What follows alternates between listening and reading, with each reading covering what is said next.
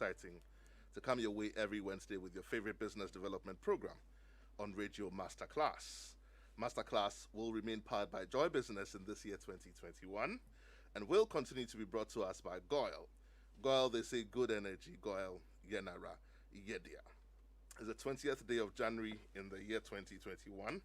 Definitely the year has started and it continues to prod on. In a few days, we will see definitely the end of January 2021, and then we'll have only 11 months to the end of the year. Like I said here on the show last week, we always like to admonish and advise our business owners and those who want to start business and those who are already in business that if there's something you wanted to start, you haven't started, by all means do start, because time and tide indeed does wait for no man. Some businesses have started working already, some are yet to resume, some never went on break. Whichever category you fall into, by all means, it's time to start. And I couldn't resist this one when I was preparing for the show today. I shared a certain Southern African proverb here on the show last week. Maybe I'll just share it again very quickly on today's show. It says that every morning in the jungle, when the gazelle wakes up, it knows that today it must run faster than the fastest lion or it will die. Every morning in the jungle, when the lion also wakes up, it knows that today it must run faster than the slowest gazelle or it will starve to death. So whether you're a lion or you're a gazelle, when the sun comes up, you had better be running. Indeed, the sun is up, good people. The year has started. January is almost coming to an end. Let us get running, because there's indeed a time to plant and a time to uproot. Now is the time to plant. So by all means, let's get running. From the entire Joy Business team, it brings us great joy to bring you yet another exciting edition of Masterclass here on your superstation Joy 99.7. My name, as always, is Yaw Barnafo, and I will be your host for the show today. So last week, we started a conversation here on the show about coming back from COVID, about the losses that were experienced, losses of jobs, losses of revenue, losses of loved ones, losses in every form that you can imagine. And definitely life has to continue because we're still here. We survived it. And so we're joined in the studio last week by a friend of the show. I like to call him that, in the person of Mr. Richmond Kofi Frimpong. Richmond is back here in the studio with us. Good afternoon, Richmond. Welcome back to the show. Thank you, and good afternoon. Good afternoon. For those of you who know Richmond, he's a friend of the show, but if this is your first time meeting Richmond, he's Executive Director of Financial Literacy Africa, and this is a company that is into management consulting in finance and other aspects of business as well. If you need any help setting up your business or getting advisory on which lines to go for or what to do to even bounce back in this period of COVID, Richmond is definitely your guy to talk to. Last week, he put his number out and also the number of Financial Literacy Africa. Today on the show, I will ask him to do same just so that we can sort of get help. Because like we always say here on the show, if you need help, shout. And by all means, someone will be willing to help. Richmond, just very quickly, last week we were sharing general thoughts on how to come back. Today we're going to be going into a bit more detail, how to reset, how to reposition yourself. But in just a few seconds, if you like, let's just recap our conversation last week so that it creates a bit of continuity for flow of thought for our listeners who have joined us today. Just to also remind us that we're streaming live on Facebook. Just go to our Joy Online on Facebook, and you'll be able to watch us as we stream live as well. Richmond. Right, so good afternoon once again to our listeners and viewers. Last week we just did an overview of how your business can rebound after this challenging 2020 encounter. And so we took a view and a peek into the three different layers of the rebound story or the rebound activity. And we mentioned that you have to do some audit of yourself to just check if the vulnerabilities of the previous year affected specific areas of your business. And then when you notice it did, define what that disruption meant to you. It may mean in your customer service, it may mean in your finance, it may mean in your service delivery or your product offerings, or even your supply chain, whichever it was. Then when you are done with that, take a look at efficiency and resilience, and build efficiency and resilience at the same time. Don't sacrifice any for the other. And then we pick specific areas you should build this resilience and efficiency in. We looked at cash flow, we looked at your operations, we looked at the new customer you have and things like that. And then we said today we're going to go into what exactly you have to do with these headlines so that you'll be able to put them into practice in some of the things you do. The good thing is that we've tested these actionable points on some organizations, and it has somewhat worked, beginning to show some results. And so if you have probably not prepared, take a book, take a pen, and even if your staff can take some few minutes to listen together, there's a very good time to bring them together so that you can pick a few points here and there to make it work. Having said that, today we are going to go into how to reset then and reposition for growth. And if you are joining us on Facebook, you should be seeing the slides there so that you are also following equally.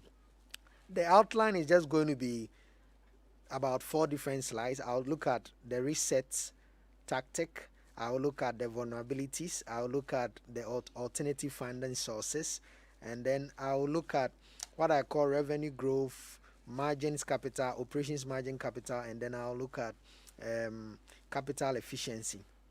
Then I'll take a look at measuring your rebound metrics. And there are some specific things you need to measure. And so I begin with the first slide. The first slide is talking about what you have to do when we say you define your disruption. We said that COVID-19 and its impact on business mean many things to many businesses, depending on the industry and the category of production they find themselves and things like that.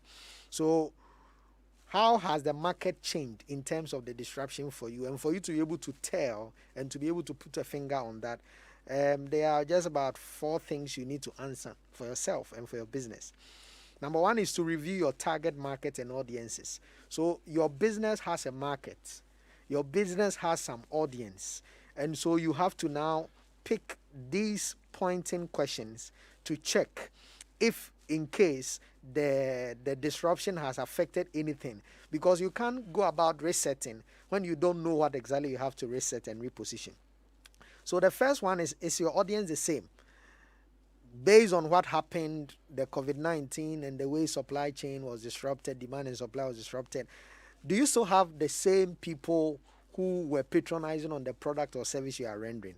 Or you've noticed somebody has taken over and they are no more interested in the way the service you render or the business you provide? If your audience is not the same, or even if they are the same, let's say they are the same, have their what we call psychographics change? Is there anything that has now changed their expectation of the business you give them? If that has, also take note, because let's say before this period you had people who could just walk to your shop or walk to your office to buy or to do some business with you. Now with the emergence of this COVID, the same clients who may be interested in the product or the service you are offering are not willing to come to you. And so the other person who is able to quickly notice the change in this market offering and this audience will now render the same service, the same product, but will now deliver to them, because now they want to protect themselves from getting infected and things like that. So that then changes immediately how you operate, whether you are going to go into a kind of a delivery attachment, or you are going to even partner with someone who does delivery. So check if your audience is the same, or even if they have changed, check so that you know what to do in terms of reviewing your target market. The next is have the demographics of your audience changed. Maybe before, if you looked at your customer base, you noticed you had approximately maybe 50 or 60% within a certain age bracket, and maybe young people or youth, and then you have a certain small number beyond a certain age, which are not in the youth category. Immediately that demographic changes also. It means your offering must change. So has this also changed the group of demographics or the sociographics that were buying from you, as an example? And that should also become a cue. Maybe, for example, you were running a school, and the school was having just between 0 to maybe 6 years that were patronizing on your school. Now, when there was a shutdown of that category of educational need, immediately you notice that you are also grounded. But for people who had beyond that demographic, they could still do something. So now that you have come back into maybe business, the question we're asking is, has anything changed about the number or the type of people that were patronizing your product in any way or in any form? Then the next one is, has your market shifted entirely? I mean, what you are doing, has it changed entirely that nobody needs what you are doing now? Has it changed that entirely? have all the above changes happen to your business? If you are able to answer this, then that helps you to know in risk setting, either in terms of product, either in terms of service, what exactly you have to do. Because then we are looking at whether the market is the same. So if it's banking, if it's telco, if it is manufacturing, if it's MSME, whatever you are doing with this guide, has anything changed about the people who are patronizing your product, so that it helps you to reset and know what you have to offer. The next is to review your competitors. Which of your competitors took advantage of the crisis to grow? So remember, you find yourself always in an industry, and it can be anything you do. What did your competitors do when the crisis brought every business to its knee? Did your competitors reinvent and they kept keeping the market and the space and even took advantage of your clientele? Or they were just like you? Or they were worse off than you were? That should give you a clue as to how you reset. For example, if they reinvented quickly and they took advantage of your market space and your audiences, then it means that in resetting, you have lost some good grounds. Some businesses you were doing before the COVID, somebody has taken over in the midst of the changes. So let's say you did not make any digital provision for delivering your product or service, but your customers had that running parallelly even before COVID.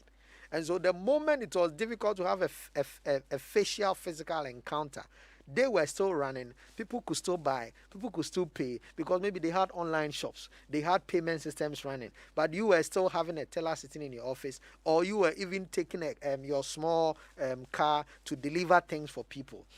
Now, the question is, if you can tell what happened to your competitors, then it also helps you to know how to reset. Now, coming back to rebound. Then who has ceded ground? Who has ceded ground? So again, you are just taking a look at whether your market, in terms of competition, there is an advantage or a disadvantage that is to your side, or the inverse. If it is almost the same and you and your competitors suffered the same challenge, then in resetting, you know that you are probably going to compete with your customers the same way it used to be. But if it is not and it is against you, then you have to reset and do more than what you used to do, even in terms of competition. So the question then is, how do you now shift your marketing accordingly so that it guides you to know how to reset? Number one, in terms of your target market. Number two, in terms of your competition. The next one is to evaluate your offering. Offering simply meaning what you produce, either in terms of a hard product, an intangible or a tangible, or even a service. Should you change your offering from what has happened to you, from how bad or how good things have become for your business? Do you think you should change your offering? Should you go into something else? Or you should still produce what they are producing? Should you change the way you did your servicing? Should you change the way you were delivering the goods? Should something change? You should be able to tell, because you know what the disruption meant to you. And so if you can tell what must change, then in resetting, you go along with that change. You don't have to go back again and see if anything will work or not work. The next thing is, should you emphasize one product or service over another right now? Again, another clue to help you to reset. Do you think you should probably concentrate on something more than the other? So maybe you were selling bags, handmade shoes, and throw pillows and some other things. But you notice that now people don't have so much disposable income to be buying a category of some goods. So why do you still keep in resetting producing the ones whose demand have fallen short and there appears to be no demand for? It should help you to reset and say, maybe between this time, let me concentrate my little disposable income into this particular offering or service which is moving anyway. So then it helps you to reset. For some people, they may even have to change entirely. They may have to move, particularly if you are not in any regulatory space. Then you just move so that you can still have continuity. Or is it just a repackaging or a reposition matter? Repackage, maybe. If you repackage, before you were selling, say, a pack of water, and there was no plastic sealing on the water. Now with what has happened, people are a little bit more particular and a little bit more sensitive. Even for these sanitizers, now when you buy some, they have some seals around them that you tear yourself just to assure people that they are still safe even buying your product. So maybe it may just be about a repackaging. You can't come in again repositioning with the same mentality where everybody can touch the tip of that opening and they will probably not feel safe. If your competitor picks that up and quickly brings a seal around it, people will feel safe and they will probably demand that. So if it's about repackaging, in resetting, you repackage. If it's about repositioning, maybe where you are even doing the business, there is no way we can trace you until we come into the heart of the city where a lot of people are. If that will not help you in resetting, reposition, maybe get an alternative shop or maybe activate quickly another shop, partner with another person which is in a place where there are no maybe difficulty adhering to the social distancing rule so that people still feel some safety when they get to you. So then you just simply re-evaluate and repackage or reposition whatever product or service there may be. Then under how the disruption is being defined, the last item is to evaluate your messaging. Evaluate your messaging. So here we are saying that how do your marketing messages need to evolve given your target market changes? Very simple. Your marketing now probably must change. There should be an assurance of safety. Even as of today in Accra, you notice that we are talking a lot about the cases, active cases going up and things like that. So the people you are targeting, are they very particular about that kind of news? Some clients really don't mind. They will still come. But when you look at your category of audience and you notice that it's a sensitive case for them, immediately your marketing should incorporate into it that kind of guarantee that even in the midst of this challenge, we are good to go. And the banks, the financial services are sharp at that because they make it feel that you probably even don't need to come to the banking hall now. And they are pushing in, they are offering about digital banking, which before they were struggling to do because people wanted to have physical contact. And so now it's not even about where you bank, it's about how you bank. It's not about the physical edifice, it's about the experience of the service you are able to render. So immediately you reset and you reposition. You don't say that, oh, because I have 30 branches all scattered across the country, I will not change anything. I will just encourage my people to come in there. Your competitor will have that physical edifice and still give people an alternative and they will override you. So evaluate your messaging and you'll be good to reset.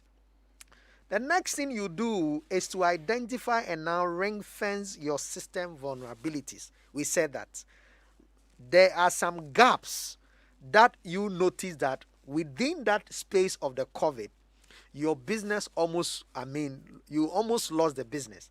It is a clue for you to know that your business has some vulnerabilities that can bring it down. And we said last week that identify them, ring fence them, so as you reposition and reset for this new year for rebound, you can get those things eliminated. So what must you do? Number one, eliminate operations that are no longer profitable. Profitability is the name of the game now. You can't joke with profitability at this stage because a slight dip in anything that affects your bottom line and your cash flow can take you out of business. And it will not be easy to come back and to build back. So eliminate any operation that no longer brings profitability. So what must you do? Where do you need to spend less so that you have funds to redirect costs to value creation, differentiation? There are some, so take a keen look at the beginning of operation up to the end where the customer gets satisfied. Is that something you still need to keep? Do you think you still need to keep 5 drivers who are just waiting to drive a salesperson outside? Or you can get your salespeople now self-drive if they are licensed and if they are regulated in a certain way so that they can manage the two. Do you think you still need to keep one person sitting in front of the office who just picks calls and pass them? Or now you can give that person another task and then get a tap system where the customer can call himself and do his own extension. Do you think you still need that officer whose job is just to prepare PVs and send them around for people to sign? Do you think you still need to write all these checks for payments so that one person or one boss will sit down and be signing all those checks? Or you can use a system-generated payment voucher so you don't need to do all these things. You have to do all you can to eliminate operations that are no longer profitable. And the funds that come out of that, you can redirect them into places that are going to generate some income for you. The next thing you do is to streamline your business structure. So take a second look at how you are running the core functions of the business and identify processes and procedures that are no longer serving your company. Please do that before you reset. There are many things you can redo. There are many things you can reconfigure. And when you do, you'll be amazed how well it can be good to you. Then eliminate costly overheads that are not connected to your core functions in order to free funds for most productive areas. I think that is very clear. The next thing you do as you identify and ring-fence vulnerabilities is to find alternative funding options. Very critical.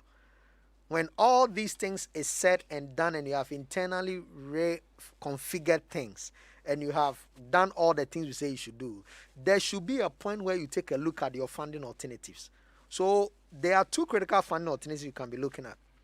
There is debt, there is equity. Usually, when people are looking for funding, they don't want to hear anything about equity at all. They just want to get a loan and do it and own it all. This is a good time to be looking at how to get funding even from the capital markets, particularly if you have followed the rules and you've done proper books and things like that. You don't even need to go to the main bears like the stock exchange. You can go to the alternative exchange where small businesses are guided and are sponsored by underwriting brokers who can list your business and get you some funding that gets you that is very patient for you to pay, instead of going for some huge debt at a very huge rate that you have to pay in a very short time. So this is the time you have to be looking at alternative funding options. If you're a small, medium enterprise, you probably even don't need to do the capital market fundraising. You probably can do crowdfunding initiative. You can look for angel funding sources. You can look for some of these funding opportunities that have come from any of these international funding agencies or even the COVID-19 programs and tap into them. I just noticed that about 3 or 4 days ago, there's another launch of some funding that the NBSSI has made available. So there are a number, 101 of them, that you can tap into for alternative funding options. So what have we said so far? We are saying that reset, but to reset, make sure that you review your target markets and audiences. We have shared what to do. Review your competition. We have mentioned what to do. Evaluate your offering in terms of product or service. We have shared what to do. And then evaluate your messaging, as in your marketing touch points. And we've talked about what to do in terms of fixing your vulnerabilities. Those ones are purely two things: eliminating operations that are no longer profitable, and then streamlining the core areas of your business structure. And then we just added that find an alternative funding sourcing. The next slide is ending in two quick turns. The last but one is showing you how to have a bird's eye overview of how you can block some of the things in your business that are vulnerable to or susceptible to maybe you failing in these difficult times. So if you look at the diagram there, you will see revenue growth on the left, you will see operating margin in the middle, you will see capital efficiency on the extreme right. What are we saying? Take a keen look at your revenue growth. You cannot joke with revenue growth in these times. And one of the things that you should be looking at is not pricing, but volume. We say in economics that total revenue is equivalent to price, that is the cost of an item or a service, times quantity, the number you sell. Let me do just a basic arithmetic. Let's say I have 2 times 5, and the 2 is the number of things I'm selling, and the 5 is the price. Now, it gives me 10. It gives me 10. If the price now comes to maybe 4.5, I am likely to increase the 2 bottles or the 2 product or the 2 whatever I'm selling now to probably 4. And the moment I'm able to do 4, you notice that now it will become 6 times 4 times maybe 4.5. Even 4 times 5 will be 20. So you notice that immediately even though you reduce your pricing side, you increase volume. And then volume compensates for your total revenue. So why do you want to keep the same pricing if you want to rebound on revenue? You want to keep the same pricing. You don't want to change anything because there are difficult times. And at the same time, you want to increase revenue. It won't happen. In resetting, sometimes even the psychology of pricing, you can do, the thing is maybe 2 cedis. You can do 1.98, 1.97, 1.95, and you'll be amazed. It will beat your competitor to another client. That increases on your quantity, and immediately if you multiply by the same price, you increase on your revenue. So then you rebound on that advantage. So take a keen look at your competitor. Look at what they are doing in terms of price and then quantity. And if you can do something about price, do it. You notice that it will shoot up your quantity and revenue growth will be taken care of. Operating margin is basically cost of goods sold and any other thing that borders on marketing budget, that borders on payroll, that borders on overhead and shipping. Remember I said that when you do an audit of your operations, by now you should know the critical talents that are doing things that have to have influence on your core business functions. Try and do well to reduce that burden. If you do, you will notice that the operational margins also become within reach, and you are able to pay for things and get some extra money for things you can make do of. And then the capital efficiency has to do with inventory, it has to do with proprietary technology, and then return on assets. It is not every asset you keep now on your books if that asset is not bringing any return on investment immediately. And so if, for example, I have, let's say, a van, and that van is supposed to be delivering goods to customers. Immediately the vulnerabilities happen. You really don't use the van. People go to your website and make purchases. So why are you keeping that van sitting with a driver and fueling it almost all the time with repairs and maintenance? You are shortchanging yourself. You are not maximizing capital efficiency. Immediately, if it's possible, let that van go and do something else so that it doubles up on your capital efficiency and you make some money. When this is done, in your repositioning, get these things I'm going to mention done daily, every day. It is not an end of man matter. It is not a statutory declaration matter. You must have this done every day. Number one, so I'm talking about measuring your rebound metrics. This must be at the end of business every day before you leave your office. Check your financial performance, i.e. simply P&L. Today we spend this, we made this. What is the net? You take note of it. Customer satisfaction. Now turn your customer feedback into your ideas bank. That is what you are going to churn out to decide on what you do. Don't throw away customer feedback. Don't see it as a nuisance. Make it your raw material for bringing up new products and new services. Check your sales improvement every single day. Has sales improved or it is going down? Find out what is accounting for that. Why? Because it is the front line that will determine your bottom line in your reposition. Then your internal business processes. Look forward to making it better and better and better every day. Then digital agility. Now, basically, learning to quickly change if there is any technological need or advancement that can help you in delivering on your goals. And then continuous learning and growth. Ask somebody else. Ask a competitor. Even if you need to partner and stop competing, partner if they are strong at doing something and learn new ways of getting things done.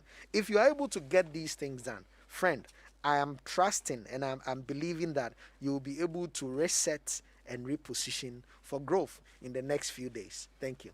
So much information, Richmond. I'm not going to add anything. If you just tuned in, this is Masterclass here on the Superstation Joy 99.7. We're going to be getting interactive straight away, but before that, we'll take a quick message from our sponsors.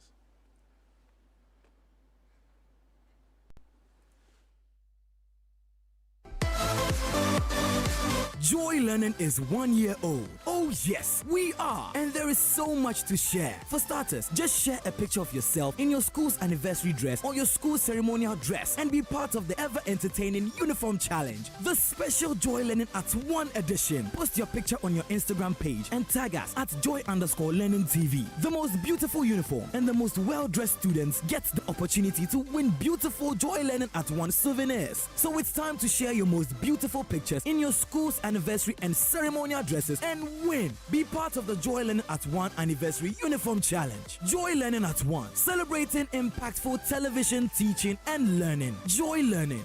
Keep learning.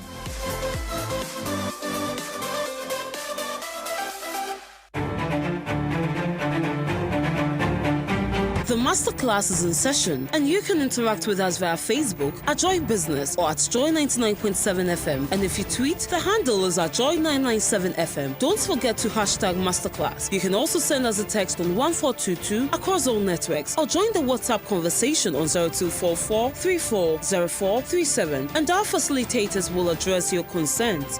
Attention everyone, class is in progress.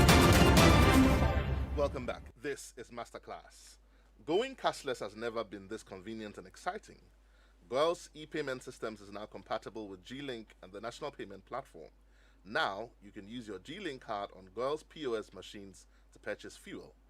GH-Link cards offers additional payment options for fuel purchases at Goil stations and in addition to the Go card.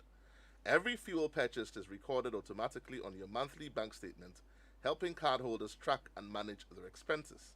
So go ahead and use your GH-Link card to buy fuel and all lubricants from any of Goil's over 400 stations across Ghana.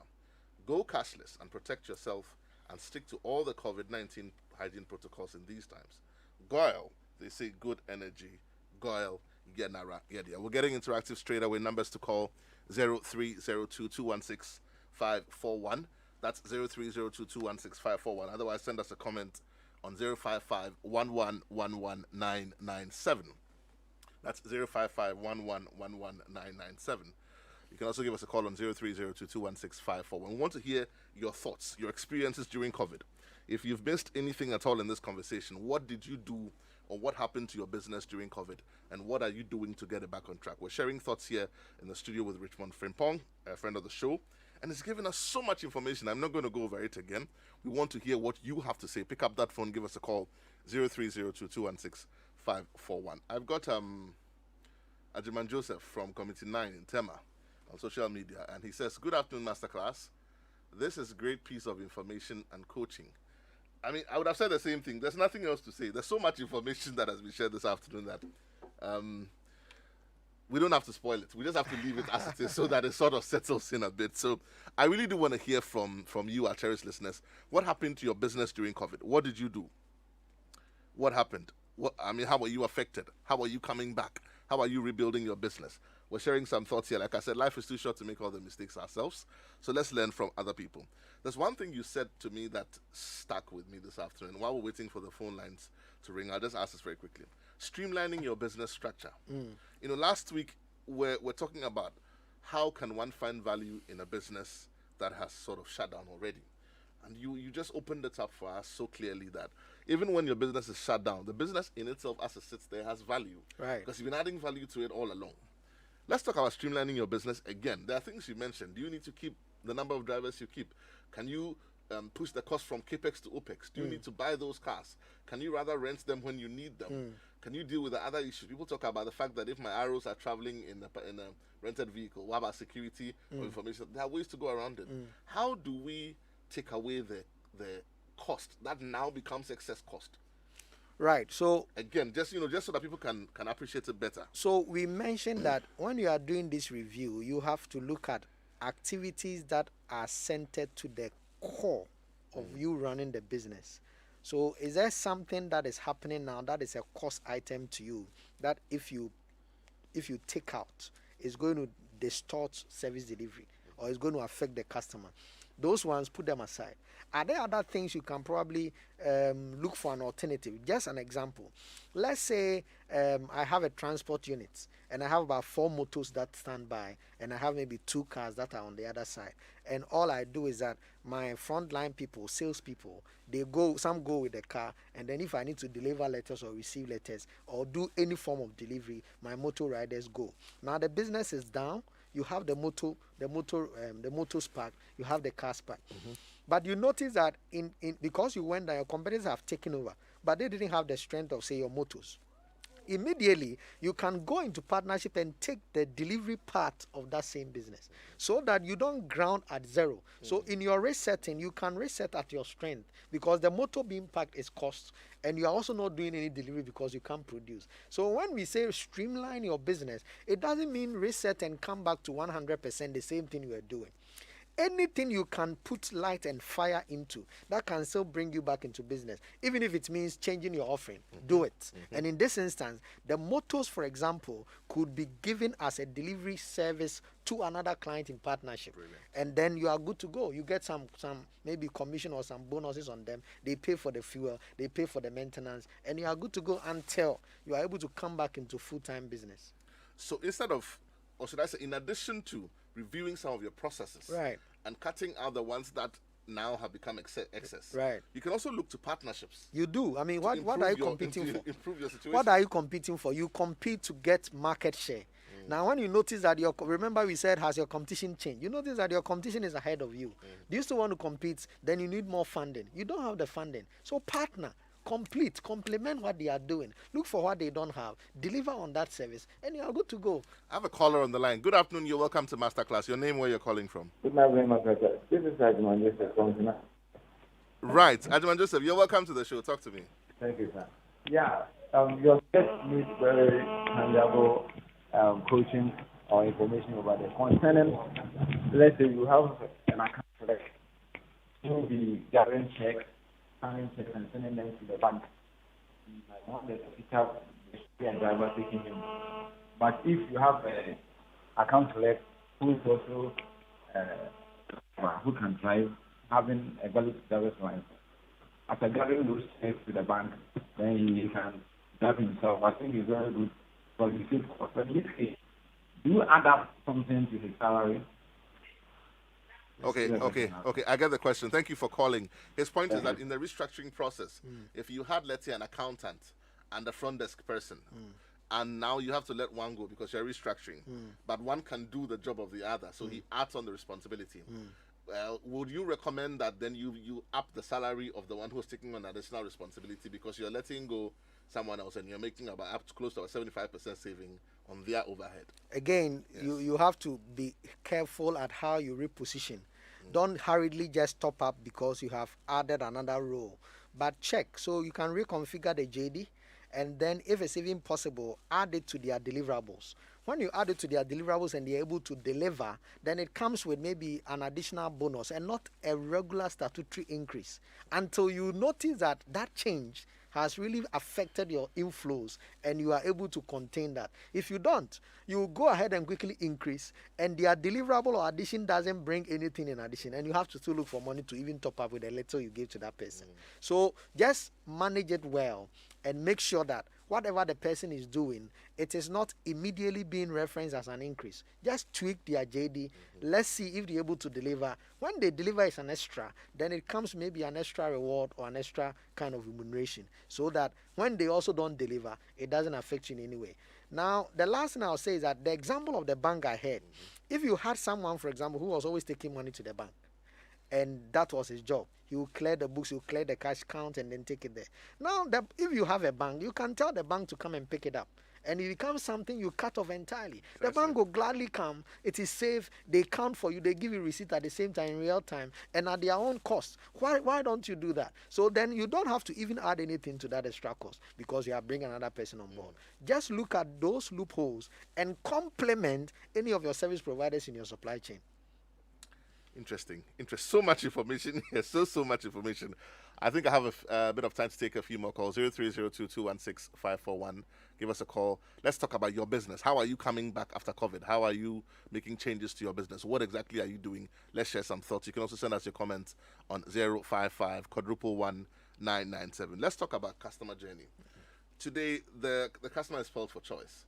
With the onset of COVID and the advent, or should I say, surge in the advent of use of the digital platforms, a lot of people are a bit more savvy about how to go around their business or to find things on the internet.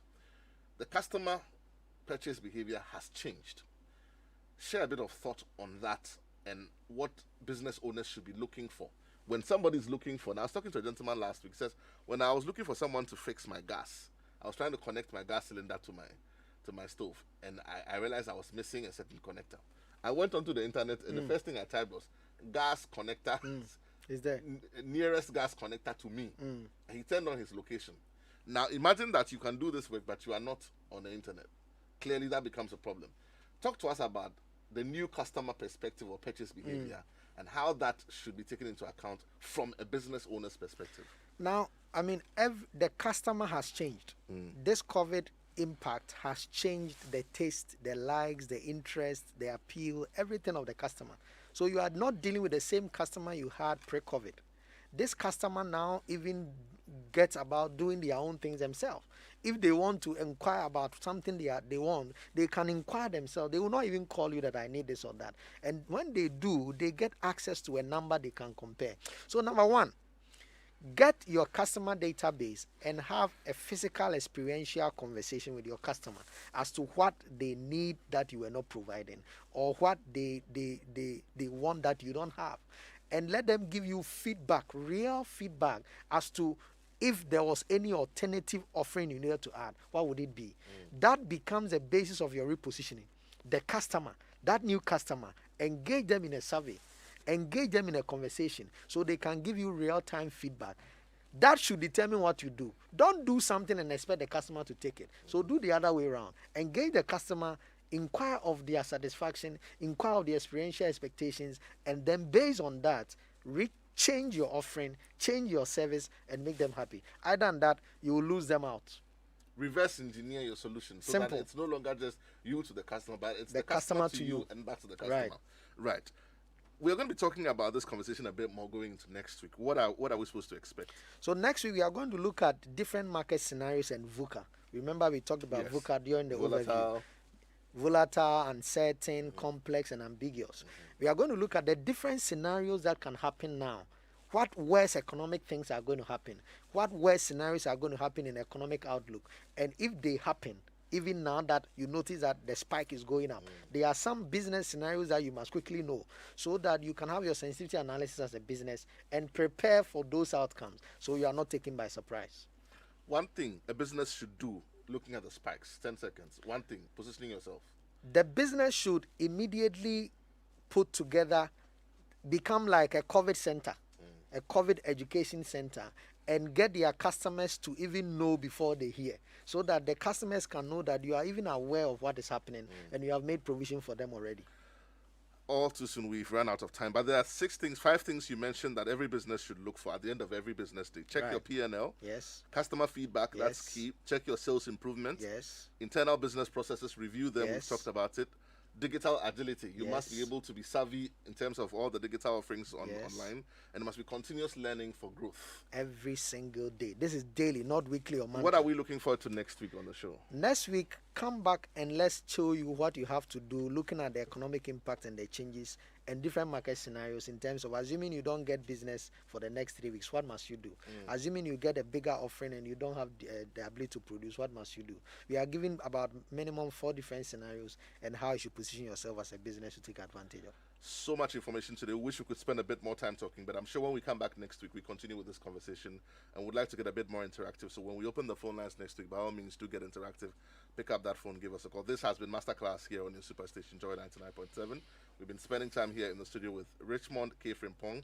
I like to call him a friend of the show. Next week, we come your way again, continuing in this conversation to help your businesses to be better and to help Ghana become great and strong. My name, as always, is Yaw Barnafo. Up next, we continue with The Ignition with Sammy Forson. Thank you for listening and see you same time next week.